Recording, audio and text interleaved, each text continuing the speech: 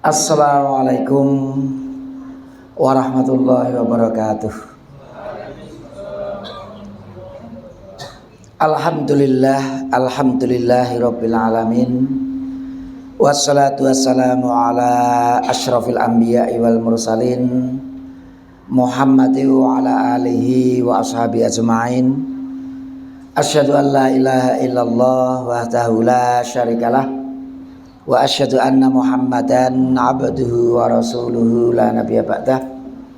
Allahumma shalli ala Muhammad wa ala alihi wa ashabihi ajma'in, amma ba'd.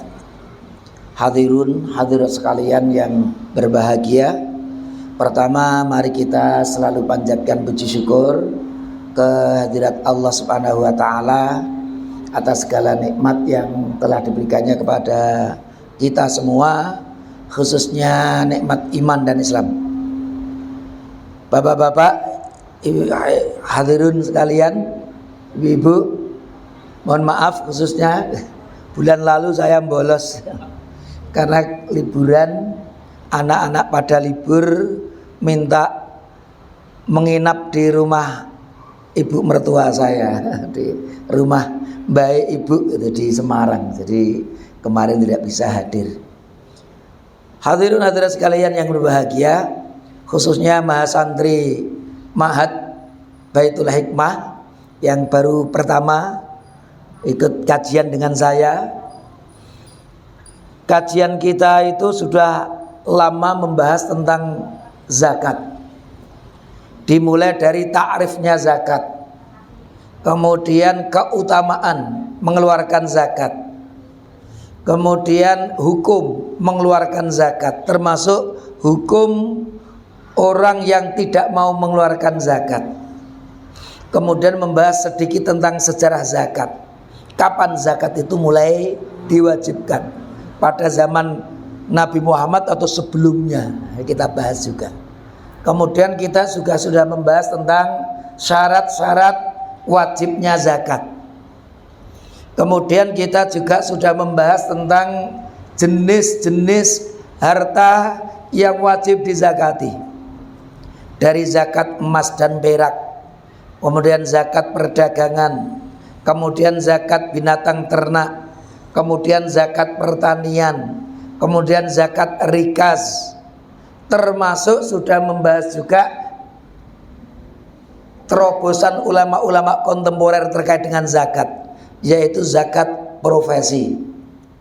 Kemudian kita juga sudah membahas tentang zakat produktif, dan kemarin kita sudah membahas tentang golongan yang berhak menerima zakat, asnaf 8 itu: fakir, miskin, amil, mu'alaf, gharim, riqab, ibnu sabil, fisabilillah. Ada 8 asnaf yang berhak menerima zakat. Dan kalau tidak salah, kita juga sudah membahas tentang siapa saja yang tidak berhak menerima zakat. Itu sudah kita sebutkan juga. Kemudian kita memulai tentang zakat fitri. Kalau nggak salah sampai di sini zakat fitri, ya Bu, sampai zakat fitri. Karena ini mahasantri baru datang, ya kita mulai saja dari zakat fitri. Nanti tidak di tengah-tengah. Kita mulai sore hari ini temanya tentang zakat fitri atau zakat fitrah. Sering orang menyebut zakat fitrah, tapi kalau kita melihat bahasa hadis, sebenarnya zakatul fitr atau zakat fitri. Maka temanya bukan zakat fitrah, tidak saya kasih tak marbutoh, tapi zakatul fitr. Mal farqu bainal fitr wal fitrah. Ada perbedaan antara al fitr dan al fitrah. Ini bahasa hadisnya. Faradha Rasulullah sallallahu alaihi wasallam zakatal fitri, bukan zakatal fitrati, tanpa tak marbutoh. Ini bukan zakat fitrah, tapi zakat fitri atau zakat fitr. Sebenarnya ini sama dengan hari rayanya. Hari rayanya itu hari raya Idul Fitri atau Idul Fitrah. Hari raya Idul Fitri sama. Idul Fitri, zakatul fitri, bukan zakat fitrah. Nanti kalau zakat fitrah, idnya juga Idul Fitrah juga nanti. Makanya zakatul fitr, Idul Fitr juga zakatul fitr.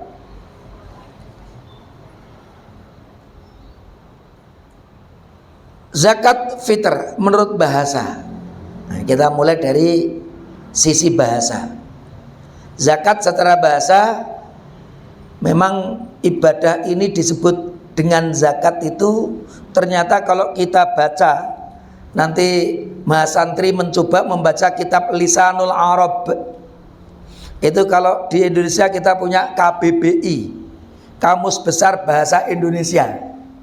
Saya waktu menulis tesis di Universitas Baghdad, ketika mendefinisikan istilah itu pakai kitab Munjid, diketawakan sama pembimbing saya. Selalu kamu pakai apa Munjid? Ganti, suruh ganti. Tapi memang kitab Munjid itu ternyata penulisnya non muslim, ahli bahasa tapi non muslim, kitab Munjid. Sedangkan kita punya ulama yang menyusun kitab kamus. Ada Tajul Urus, yang lebih lengkap lagi Lisanul Arab. Itu Lisanul Arab itu 15 jilid. Kitabnya itu ada 15 jilid. Dan kalau kita tidak membaca mukodimahnya, kita nggak bisa membaca kamus itu. Karena caranya berbeda dengan kita membaca kamus biasanya.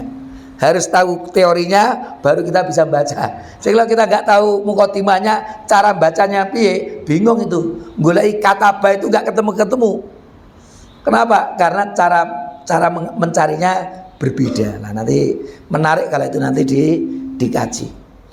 Nah, dalam kitab Lisanul Arab ternyata zakat itu, mengapa ibadah ini disebut zakat? Memang memiliki hikmah yang luar biasa.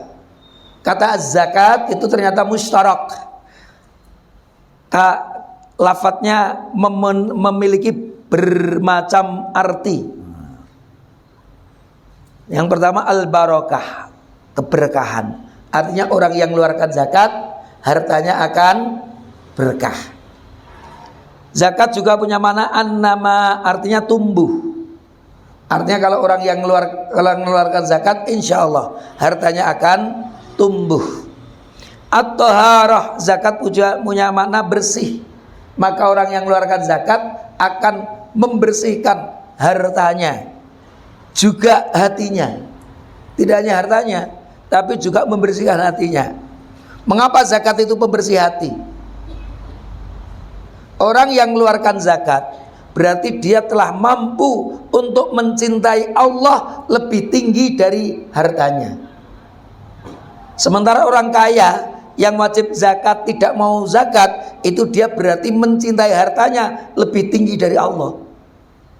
Karena ketika kita diuji punya uang 1 miliar sudah wajib zakat, Allah uji, keluarkanlah 2,5%-nya. Tapi ternyata dia tidak mau. Bah, ini kalau 1.000 juta ya 1 miliar. 1.000 juta itu zakatnya berarti berapa itu? 25 juta. Wah, ini kalau tuh belikan iPhone sudah lumayan ya, iPhone gitu ya. Ini untuk zakat atau untuk beli iPhone lah, ini ujian bagi orang kaya. Maka ketika diminta zakat dia tidak mau, berarti hatinya kotor. Mengapa? Dia lebih mencintai hartanya daripada Allah. Tapi ketika dia siap mengeluarkan zakat, berarti dia telah membersihkan hartanya sekaligus membersihkan jiwanya. Karena mampu mencintai Allah lebih tinggi dari cintanya kepada harta. Az-ziyadah, zakat juga punya makna bertambah. Insya Allah jangan khawatir, orang yang mengeluarkan zakat hartanya akan terus bertambah. Yang pasti di akhirat pasti dilipat gandakan dengan syarat niatnya ikhlas. Kalau di dunia ada tambahan, ya mudah-mudahan itu bonusnya. Yang kelima, as-shalah, kebaikan. Artinya orang yang mengeluarkan zakat berarti telah menebarkan kebaikan-kebaikan. Itulah makna zakat. Maka luar biasa. Mengapa Allah memberikan nama ibadah yang berkaitan dengan harta itu dengan kata zakat? Karena kalau kita keluarkan berarti kita telah mendapatkan banyak keutamaan dari zakat tersebut. Fitr beda dengan fitrah. Kalau fitratun itu bersih, suci. Tapi kalau fitrun itu berbuka, kebalikan dari puasa. Orang Arab itu kalau bertanya, kamu poso apa ora, kamu puasa atau tidak, itu hal anta shaimun am muftirun. Shaim am muftir. Kamu poso atau ora itu shaim am muftir. Muftir itu aftara yuftiru. Ini kata fit al fitru, berbuka. Kamu poso apa berbuka? Maka berbuka artinya kebalikan dari puasa. Maka disebut Idul Fitri. Mengapa? Hari itu nggak boleh puasa. Itu hari makan, hari minum, hari berbuka. Kalau kita nekat puasa, dosa. Ngerti tanggal 1 Syawal kok tidak mau berbuka, nekat berpuasa, dosa itu. Hukumnya haram. Karena Idul Fitri, hari raya berbuka, makan-makan dan minum tidak berpuasa. Nah, ini berbuka.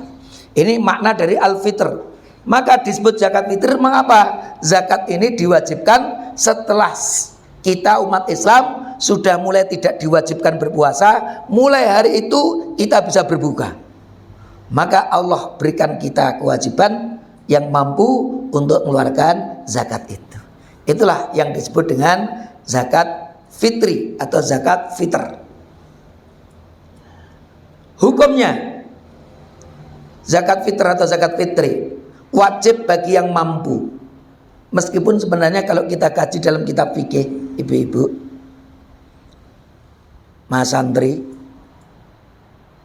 ulama Hanafiyah, saya karena belajar hampir 9 tahun di Baghdad itu, beberapa dosen saya bermadzhab Hanafi. Kalau di sana itu ada yang Hanshafi. Hanshafi itu Hanafi Syafi'i. Jadi apa itu muqaranah. Kadang-kadang ikut Syafi'i, kadang-kadang ikut Hanafi. Maka orang nyebutnya Hanshafi, Hanafi Syafi'i. Di sana juga ada seperti itu. Tapi artinya tidak mengikuti satu madhab saja. Maka yang biasa berkembang Syafi'i dan Hanafi, maka kadang-kadang ikut Hanafi, kadang-kadang ikut Syafi'i. Maka mereka disebut Hanshafi. Hadirin hadirat sekalian yang berbahagia, kalau menurut ulama-ulama Hanafiyah, syarat wajibnya zakat fitri itu sama dengan zakat mal. Jadi kalau belum wajib zakat mal, dia juga belum wajib zakat fitri. Tapi ini pendapat yang dianggap lemah, karena jumhur ulama berpendapat syarat wajibnya zakat mal dengan zakat fitri berbeda. Nanti akan kita sebut menurut jumhur ulama yang biasa kita gunakan. Ini untuk dirinya, keluarga dan lain-lain. Ini syaratnya ini. Syarat wajib zakat fitri. 1, muslim. Maka kalau anggap saja siapa itu yang kaya raya kondang, non muslim, Ahok lah kira-kira gitu ya. Ahok meskipun duitnya puluhan atau ratusan miliar ya, nggak wajib zakat karena nggak muslim. 2, merdeka. Artinya merdeka itu bukan hamba sahaya, bukan budak. Budak itu kalau dalam bahasa Arab, kalau laki-laki abdun, kalau cewek itu amatun. Jadi apa itu hamba saya itu abdun, kalau apa itu cewek amatun. Maka kalau ada namanya amatullah itulah, kalau laki-laki Abdullah, kalau cewek bukan Abdullah namanya amatullah. Itu maknanya sama, hambanya Allah Subhanahu wa ta'ala. Itu merdeka. Artinya bukan budak. Yang ketiga, menemui 2 waktu, yaitu Ramadan dan Syawal, walaupun sesaat. Artinya kalau dia hanya ketemu salah satunya, maka belum wajib zakat. Jadi Ramadan dan Syawal itu harus dia lewati. Dia hidup di 2 bulan itu. Nanti kita jelaskan di belakang. Yang keempat, mempunyai harta yang lebih dari kebutuhannya sehari-hari untuk dirinya dan orang-orang di bawah tanggungannya pada hari raya dan malamnya. Jadi kalau kita sehari sebelumnya mengeluarkan zakat untuk diri kita, istri kita, anak kita yang ada di tanggungan kita, anggap saja jumlahnya berapa? 10. Suami, istri, anaknya 8. Berarti 10. Berarti 10 itu satu orang satu sok gitu ya. Berarti 10 sok. Kok kita sudah mengeluarkan 10 sok? Sok nanti akan kita bahas juga di belakang insya Allah. Kalau kita sudah mengeluarkan 10 sok dan sampai besok malam saya sebagai kepala keluarga masih mampu memberikan makan kepada keluarga, maka berarti saya sudah termasuk wajib mengeluarkan zakat fitri. Kalau saya, anak-anak saya, istri saya ngasih makanan pokok itu 10 sok beras kalau di kita umpamanya, kemudian kita dengan itu masih bisa mampu makan sampai besok malam, berarti kita sudah punya kewajiban zakat. Tapi kalau nanti toke habis itu udah gak bisa makan untuk keluarganya, berarti tidak punya kewajiban untuk mengeluarkan zakat fitri. Nah nanti ini yang melewati 2 bulan di sini, yaitu yang lahir sebelum matahari terbenam pada akhir bulan Ramadan dan hidup setelah terbenam matahari. Ini contoh. Anak lahir Cenger tanggal 29 Ramadan. Padahal Ramadannya cuma 29 hari. Anak jam-jam segini 4:30 sore lahir, padahal maghrib nanti sudah masuk Syawal. Umurnya baru 1 jam lebih sedikit, dia melewati azan maghribnya, berarti masuk Syawal. Maka anak yang baru berumur 1,5 jam ini sudah wajib untuk mengeluarkan zakat. Siapa yang mengeluarkan? Ya walinya. Di sini bapaknya atau yang lain walinya. Atau orang yang meninggal selepas terbenam matahari akhir Ramadan. Artinya kalau ada saudara kita, mungkin kakek nenek kita, ketika bulan Ramadan baru 10 hari, 20 hari, kok sudah meninggal dunia, berarti dia tidak melewati bulan Syawal. Maka yang meninggal di bulan Ramadan ini tidak wajib dikeluarkan zakatnya. Tidak ada kewajiban zakat fitri. Atau termasuk yang memeluk Islam. Orang memeluk Islam jam 4:30 begini, akhir Ramadan. 1 jam kemudian masuk maghrib, sudah bulan Syawal. Maka meskipun masuk Islam baru 1 jam, dia sudah wajib untuk mengeluarkan zakat fitri. Tapi kalau anak itu lahirnya setelah azan maghrib, bar maghrib rampung, kemudian lahir anak, berarti anak yang lahir ini tidak wajib dikeluarkan zakat fitrinya, karena belum mengalami hidup di bulan Ramadan. Atau masuk Islamnya di maghrib tanggal 1 Syawal, baru masuk Islam, bersyahadat, maka dia belum wajib zakat fitri. Itulah gambaran syarat wajib untuk mengeluarkan zakat fitri. Nah sekarang kita membahas jenis dan kadarnya.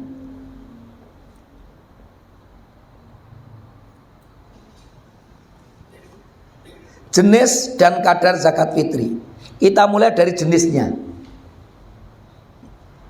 Coba kalau kita lihat hadisnya yang pertama, riwayat Bukhari. Hadisnya sudah dicuplik di depan tadi. Faradha Rasulullah, Rasul memfardukan zakat al-fitri, zakat fitri. Faradha itu artinya apa?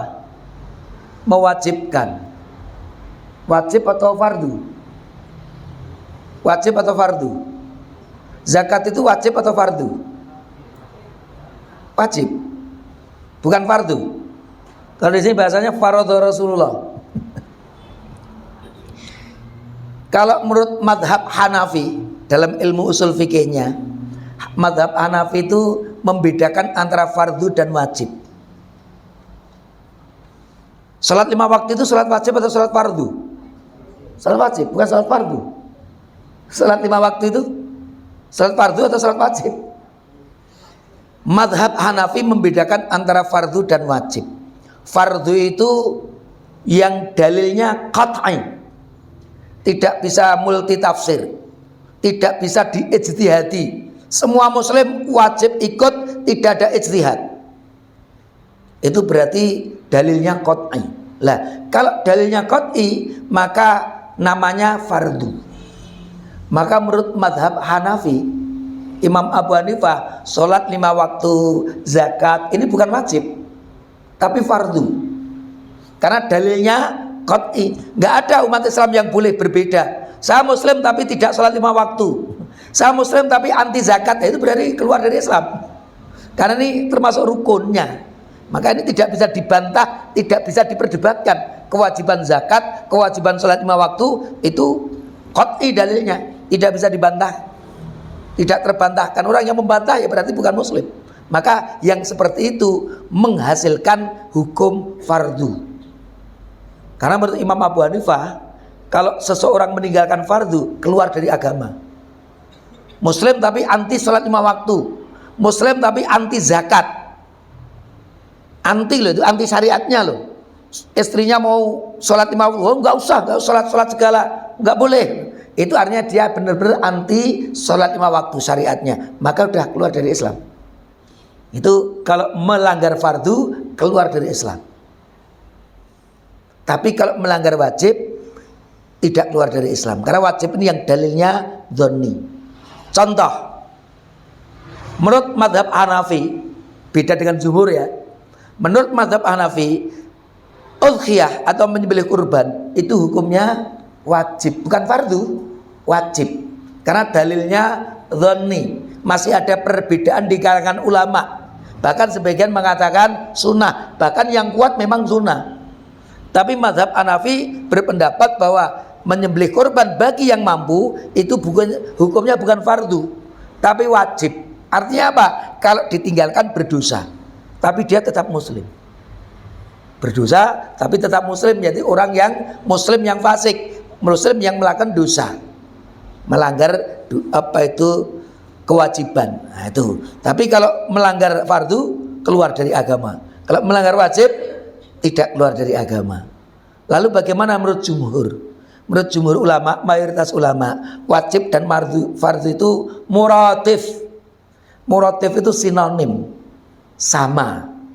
Cuman orang yang melanggar wajib atau fardu bisa menjadikannya keluar dari agama, tapi juga bisa tidak mengeluarkannya dari agama. Masih dikaji lagi satu persatu. Tapi kewajiban itu yang kalau ditinggalkan maka berdosa, kalau dikerjakan akan mendapatkan pahala. Itulah kewajiban menurut jumhurul ulama. Maka farodho itu bahasa jumhur ulama, mayoritas ulama yo podo fardu yo wajib, wajib yo fardu. Kecuali kalau mazhab Hanafi, sholat 5 waktu bukan sholat wajib tapi sholat fardu. Nah itulah bedanya dalam ilmu usul fikih. Baik, kita mulai. Sa'an min tamrin, sok, bukan ember di sok kayak itu, bukan. Satu sok itu ukuran. Min tamrin dari kurma, au sa'an min syairin, atau satu sok syair. Ini kita berbicara dengan jenis zakat fitri. Apa ya jenis yang dizakatkan itu? Satu sok kurma atau satu sok gandum. Kalau syair, para ulama menyebut gandum biji merah. Ada yang menyebut jawawut. Ngertos bu, jawawut. Saya juga nggak begitu hafal tentang itu. Tapi disebut gandum biji merah yang disebut jawawut. Katanya kalau jawawut itu, kalau di kita itu sering digunakan untuk makanan burung itu. Jawawut itu. Gandum biji merah, agak besar bijinya. Kalau gandum yang biji putih yang biasa kita makan itu gandum yang bijinya biji putih. Itu syair. Ini hadis riwayat Bukhari. Jadi ada dua macam di sini ya, kurma, syair, gandum biji merah atau jawawut. Lah, ada riwayat yang lain dari Bukhari yang ini biasanya jarang dibaca. Kita sering kalau mendengarkan hadis tentang jenis zakat fitri, ya kurma dan syair.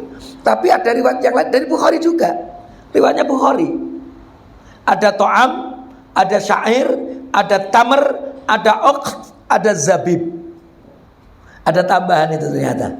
So'an min to'am, au so'an min syairin, au so'an min tamrin, Ausa'an min aqtin, ausa'an min zabib. Ini kunna nukhriju zakatal fitri, kami mengeluarkan zakat fitri itu bisa satu sok to'am. Apa itu to'am?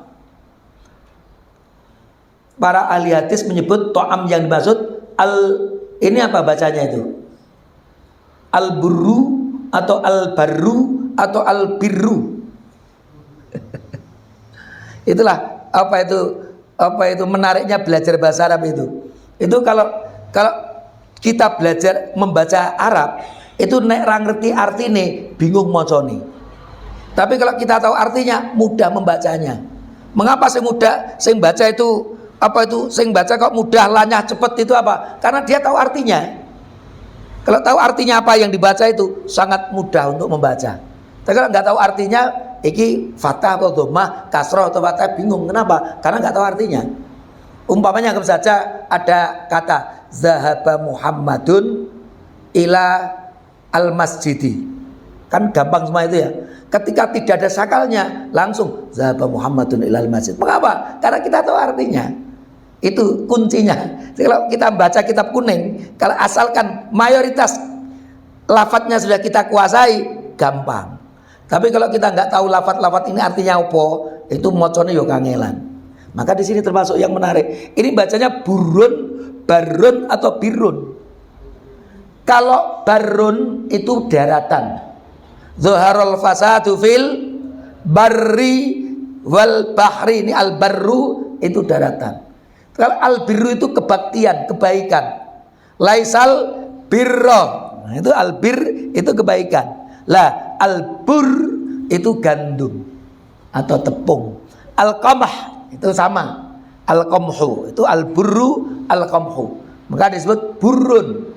Nanti kalau salah baca salah arti itu burun, jadi barun ya daratan. Kalau birun kebaikan namanya bacanya burun, al-bur, nah, itu gandum atau tepung.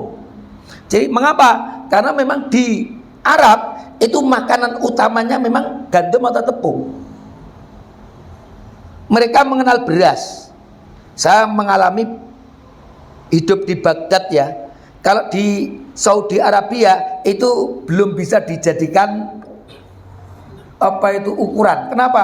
Karena percampuran banyak sekali orang Indonesia yang Saudi itu banyak sekali.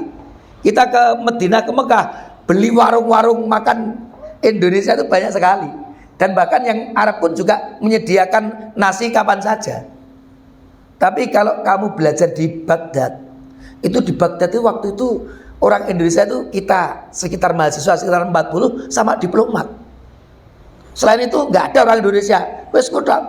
Jadi kita benar-benar asing itu di Baghdad itu. Hanya 40 mahasiswa. Waktu itu sekitar 40-an sama diplomat. Sehingga kalau kita jalan-jalan itu warung itu ya warung Arab bener. Lah di sana sing jenenge beras, nasi itu hanya makan siang. Jadi kalau ibu-ibu pagi-pagi masuk ke warung cari nasi, diguyu sama penjualnya. Pagi-pagi kok ambil nasi, nggak ada. Warung nggak jualan nasi itu. Sore juga mau jalan-jalan maghrib, kemudian makan di warung, nyari pesen nasi, nggak ada. Sudah nggak ada nasi itu. Kapan bisanya? Kalau makan siang. Itu baru ada nasi. Dan orang Arab beda makan dengan kita. Nasinya cuma segini sak kepel cilik. Tapi ayamnya setengah atau satu. Ayamnya minimal setengah. Nggak ada itu paha saja, dada saja diguyu itu. Beli lauk itu ya satu atau setengah. Jadi kalau orang Arab itu bisa satu itu ayam itu dimakan ini bisa. Kalau orang Indonesia caranya gimana? Kita berempat. Yuk kita masuk warung bareng-bareng. Sudah berempat pesen satu ayam.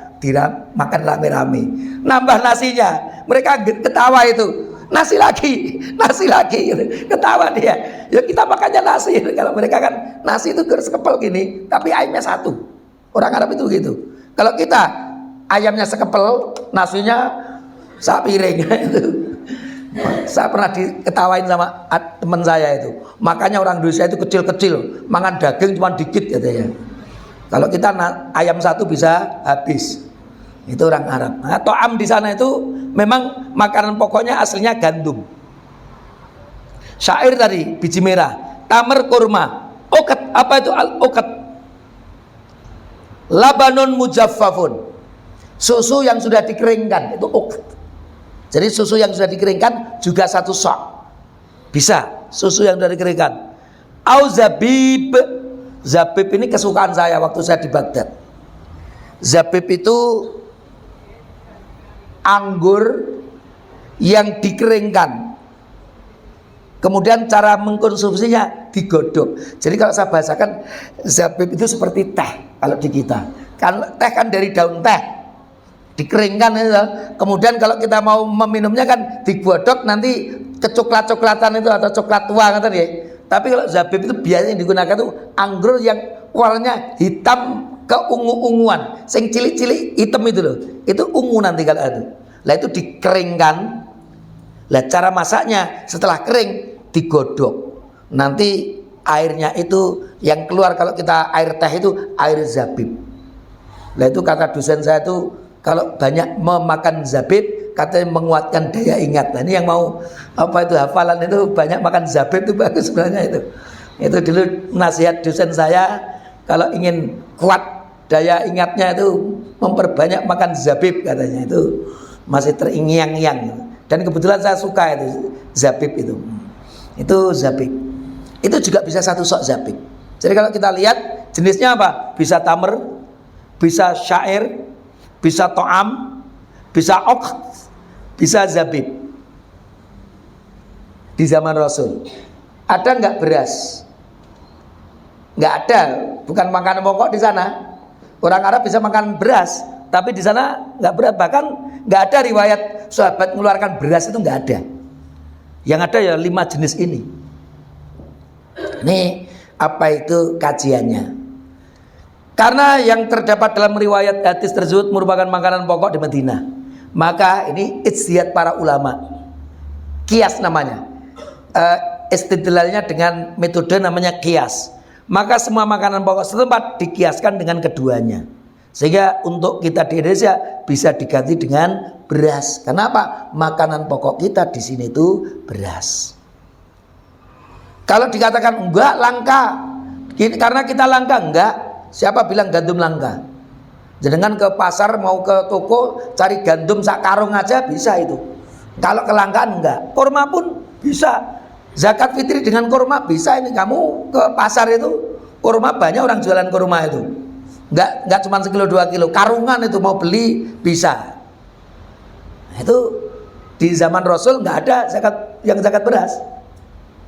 Zakatnya ini tamar, syair, to'am, uqat, zabib. Nah, beras itu dikiaskan dari yang 5 itu, artinya itu makanan pokok di sana. Karena di Indonesia makanan pokoknya beras, maka bisa zakat fitri itu diganti beras. Kenapa? Sama-sama makanan pokok. Jadi kalau kias itu ya asalnya itu tadi gandum, faraknya beras, hukum asalnya itu boleh. Kemudian ilatnya apa? Sama-sama makanan pokok. Jadi sama-sama makanan pokok ilatnya. Bahkan catatannya ini, catatannya ibu-ibu hadir. Menurut para ulama, yang paling baik adalah makanan pokok yang paling populer di tempat mengeluarkannya. Itu yang baik itu. Meskipun di zaman Rasul nggak ada yang mengeluarkan beras, mereka kurma atau gandum yang paling banyak itu. Tapi kalau fatwa ulama kita ini di sini di Indonesia itu yang paling populer. Jenis makanan pokok yang dikeluarkan ini yang populer. Kalau di kita beras ya lebih baik beras. Meskipun kita bisa zakat kurma, zakat gandum bisa, tapi untuk kita yang lebih baik beras. Mengapa? Karena itu makanan pokok. Orang Indonesia itu dikasih roti, sak plastik itu ya, ada plastik roti. Sudah sarapan belum? Belum, baru ngemil roti tadi. Belum sarapan. Karena sarapan itu kalau pakai beras baru makan dia namanya. Kalau nggak pakai beras nggak makan. Maka itu makanan pokoknya. Nah ini di Indonesia beras, maka lebih utama justru beras. Meskipun kurma ada, gandum ada, tapi beras itu lebih utama. Namanya kalau dalam kias aulawi, faraknya lebih kuat daripada asalnya. Jenis makanan pokok yang dikeluarkan sama atau yang lebih baik dengan yang biasa dimakan, artinya standar. Kalau kita biasa makan rojo lele gitu ya. Wah iki untuk zakat fitri anu aja lah. Sing apa itu sing jarine PNS itu apa itu kadang-kadang berasnya beras apa? Beras jatah lah itu. Beras jatah itu sosok rada rusak-rusakan lah. Nah, kita makannya makan rojo lele. Tapi untuk zakat fitri wis tukoke beras sing kuwi weh. Beras sing rada rusak-rusak lah itu tidak pantas. Yang paling pantas apa? Yang sejenis. Kita biasa makan rojo lele ya rojo lele. Atau senilai rojo lele 2,5. Apa itu 1 sok? Kira-kira seperti itu ya. Itu yang pas, yang baik. Yang lebih top lagi, kita biasa makan beras yang elek, tapi kalau zakatnya beras yang luwih apik dari yang biasa kita makan. Nah, itu lebih top lagi itu. Zakatnya seperti itu. Sekarang kita melihat kadarnya. Ini jenisnya tadi ya. Beras itu bisa, bahkan kalau di Indonesia Timur sana, makanan pokoknya ini Indonesia Timur bukan? Mana? Dari mana? NTT. Makanan pokoknya apa? Sagu atau beras? Beras juga. Kalau sagu mana? Oh, Papua ya. Umumnya Papua, makanan pokoknya sagu. Sana bisa zakat fitrinya dengan sagu. Karena makanan pokoknya sagu. Bisa. Kalau yang beras ya beras. Itu apa itu zakat fitri. Jadi makanan pokok yang populer di tempatnya. Kalau populernya sagu, beras. Amalnya di sana ada jagung makan pokoknya, ya nggak apa-apa zakat fitri pakai jagung, karena makan pokoknya itu. Itulah zakat fitri. Sekarang kita tutup dengan kadarnya saja. Nanti yang lain-lain kita bahas pada waktu yang lain, karena udah hampir habis jamnya. Kadarnya 1 sok. Zakat itu per kepala 1 sok. So'un. So itu 1 sok itu 4 amdad, arba'atu amdadin. Amdad itu jamak dari mud. Jadi 1 sok itu 4 mud atau 4 amdad. Arba'atu amdadin. Itu 1 sok. Lah 1 mud itu berapa? 1 mud itu kalau di zaman Rasul kita mengambil kurma atau gandum dengan 2 tangan, ambil penuh. Lah ini namanya 1 mud. Lah 1 sok itu 4 kalinya. Kalau kita ngambil nyaruk penuh, 1 ini 1 mud, 4 kalinya 1 sok. Jadi kalau kita membayar untuk dengan istri ya berarti 8 mud nanti 2 sok. Tinggal ngalihkan saja, setiap kepala 1 sok berarti 4 kali mud itu di zaman Rasul. Maka bisa dipastikan di zaman Rasul itu mereka yang zakat fitri itu beratnya beda-beda. Saya yakin Mas santri ini nanti ngambil 4 mud, ditaker, ditimbang. Saya yakin beda-beda. Nggak mesti kacanya cuma setengah on, 1 on, pasti beda itu. Caruannya itu beda-beda. Sama-sama ibu nanti, umpamanya di ini 20 orang nyaruk, nanti ditimbang. Sulit untuk persis, sulit. Pasti ada yang lebih berat, ada yang lebih ringan. Itu di zaman Rasul begitu. Karena waktu itu nggak ada. Kiloan itu kan nggak termasuk yang tidak di kilo. Lah ukurannya di sini 1 mud. Tadi kan 1 sok kan ada 4 mud, ibu. 1 mud itu menurut Imam Abu Hanifah 1 mud itu 2 ritel, bukan liter nggih. Ritel itu bukan kuali itu. R dulu baru L. Kalau liter ya kita bisa 1 liter, 2 liter, bukan itu. Ritel. Jadi ritel 1 ritel pakai tok. Ritel 1 ritelun apa itu? 1 mud itu 2 ritel menurut Imam Abu Hanifah. Tapi menurut jumhur ulama 1 mud itu 1/3 ritel.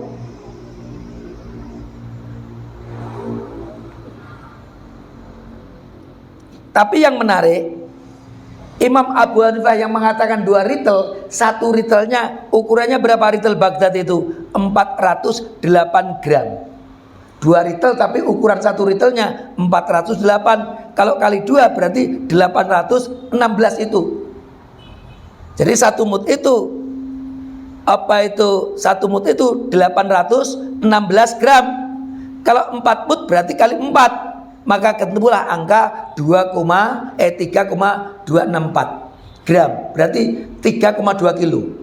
Kalau menggunakan ukuran retailnya Imam Abu Hanifah, 2 retail tapi retail Baghdad 408 gram, kalikan apa itu 2 dulu karena 2 retail, kalikan 4, nah ketemunya itu. Lah kalau menggunakan retail Mesir, lah jumhur ulama itu menggunakan 1/3 tapi pakai retail ukuran Mesir.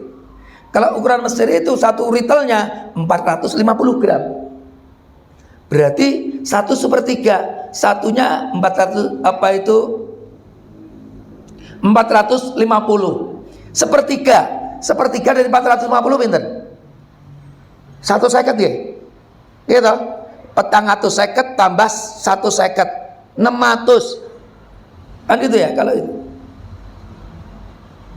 ini berapa?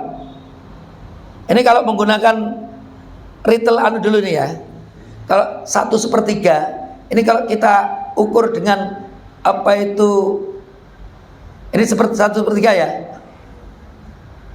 450 ketemunya ini 450 ya,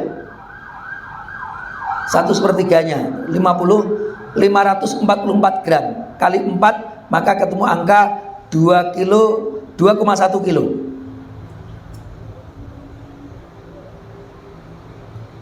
Nah ini yang tadi ini yang menggunakan pakai Baghdad dulu ini tadi.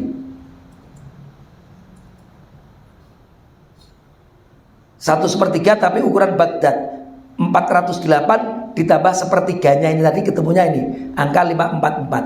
Jadi ini masih menggunakan satu mutnya dengan retail Baghdad, itu ketemunya 3,2 atau 2,1. Jumhur ya 2,1, tapi kalau Hanafi 3,2.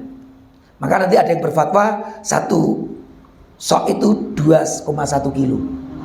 Nanti siapa? Nanti akan kita sebutkan. Ada yang 2,1 kilo ini kenapa? Karena memahami ini pakai retail Baghdad 1/3, jadi ketemunya 2,1 kilo. Tapi kalau kita kemudian satu mut itu dengan ukurannya retailnya retail Mesir, berarti 2 retail 450 kali 2 ketemunya 900 tadi ini. 2 retail 900 gram kali 4 ketemulah angka 3,6 kilo. Tapi kalau menggunakan apa itu 1,3, berarti kalau menggunakan retailnya tetap apa itu Mesir ya, retail Mesir 1,3 tadi 600 yang saya tanyakan tadi, 450 tambah 1/3-nya 150, ketemulah angka 600 gram kali 4 maka 2,4. Maka kalau seperti apa itu, kalau kita baca di fatwa tarjihnya Muhammadiyah itu menggunakan ukuran ini. Satu mutnya itu 1/3 retail tapi menggunakan retail Mesir, sehingga 1/3 itu ketemunya 600 gram. 600 gram kali 4 itu 2,4 digenepke 2,5 kilo. Jadi 2,5 itu sudah penggenepan, 2,4 digenepke jadi 2,5 kilo. Dan itu juga dipakai oleh Kementerian Agama di Indonesia. Satu sok itu 4 mut, dengan mutnya itu mut Mesir 1/3, setiap mutnya itu 1/3 retail, sehingga angkanya ketemu 2,4 kilo digenepke jadi 2,5 kilo. Maka ada fatwa nanti zakat fitri berapa? 2,4 ada, pas seperti ini 2,4. Tapi yang 2,5 genepke dari 2,4 genepke jadi 2,5. Sudah penggenapan yang 2,5 itu tadi. Nah ini lihat fatwa ulama terkait dengan kadar zakat. Imam Abu Hanifah 3,5. Dulu yang biasa saya keluarkan di Baghdad itu 3,5 memang. Di madzhab apa itu Imam madzhab Hanafi itu 3,5 kilo. Abu Zahrah 3 kilo. Imam Syafi'i, Imam Ahmad bin Hambal 2,75 atau 2,8. Ada riwayat-riwayat seperti itu. Imam Malik 2,7. Di Indonesia itu Kemenak Fatwa Tarjih Muhammadiyah 2,5 kilo.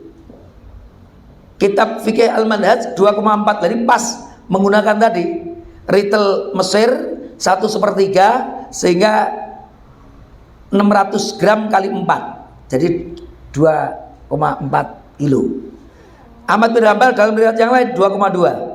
Ini yang tadi saya katakan, Yusuf Qaradawi 2176. Mengapa Yusuf Qaradawi fatwanya 2,176? Ini tadi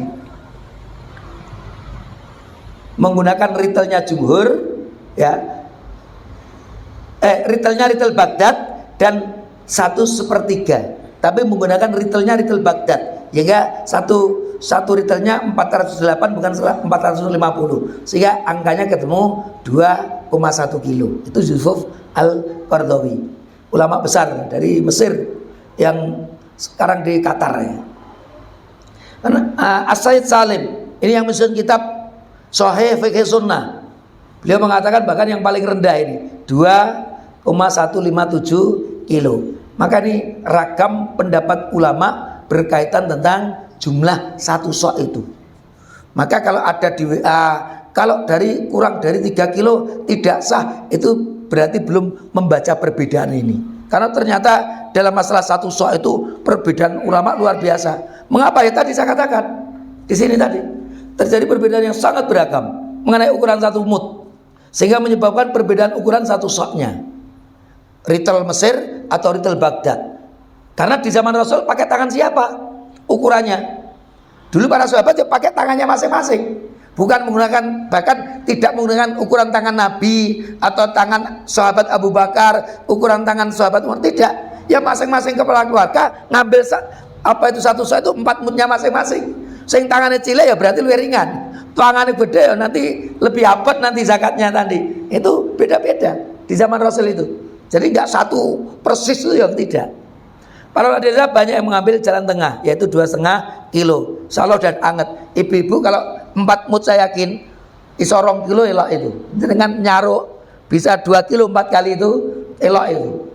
Kira-kira kurang kalau jenengan. Ini ukuran tangannya orang Arab ini sebabnya. Kalau di kita udah lebih-lebih ini. Insya Allah bagi yang mengeluarkan zakat fitri seberat 2,5 kilo sudah sah, nggak perlu khawatir.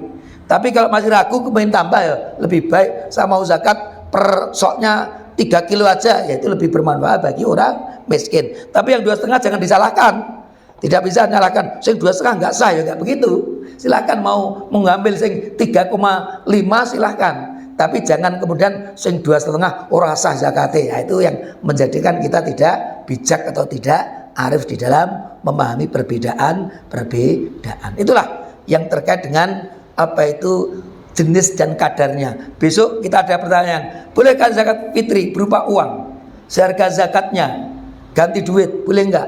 Tapi itu insyaallah kita lanjutkan pada kesempatan yang akan datang saja, karena wis jam 5. Kalau ada pertanyaan monggo 1 menit, 2 menit, 5 menit bisa. Kalau tidak ada saya kembalikan kepada Ustaz Oki. Dari kami mohon maaf kalau ada kekurangan. Terima kasih atas segala perhatian. Qulu qouli hadza wa astaghfirullah li wa lakum. Wassalamualaikum warahmatullahi wabarakatuh.